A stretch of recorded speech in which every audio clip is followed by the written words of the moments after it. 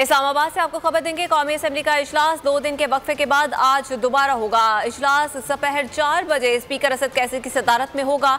इजलास का एजेंडा जारी कर दिया गया है। सरकारी बिजनेस भी एजेंडे का हिस्सा है। वज़ीर-ए-आज़म के खिलाफ करारदाद अदम एतमाद पर बहस 20 निकाती एजेंडे में शामिल है। अपोजिशन लीडर शहबाज शरीफ अदम एतमाद की तहरीक पर बहस का आगाज करेंगे।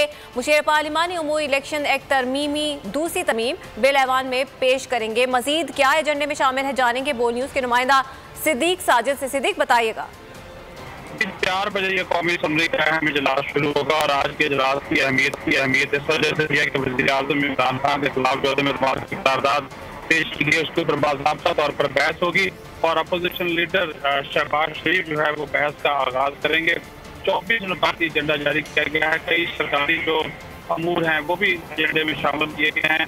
इलेक्शन दूसरा तरमीमी जो ऑर्डिनेंस है वो भी ऐवान में पेश किया जाएगा, जबकि दीगर जो नुकात है वो भी सामने आएगा। लेकिन उससे पहले अपोजिशन की जो पार्लिमानी पार्टी है उसका भी इजलास 3 बजे पार्लियामेंट हाउस में तलब किया गया है, जिसमें तमाम पार्लिमानी जो कायदीन हैं अपोजिशन के वो शिरकत करेंगे और जो हुकूमती हाल छोड़कर अपोजिशन में आए हैं वो भी इसमें शरीक होंगे। आज के इजलास में की जो तहरीर कामयाब जो है वो भी मुरतब। ठीक है, मुशीर पार्लिमानी उमूर इलेक्शन एक्ट तरमीमी ऑर्डिनेंस ऐवान में पेश करेंगे। सब्सक्राइब करें और बेल दबाएं ताकि कोई खबर रह न जाए।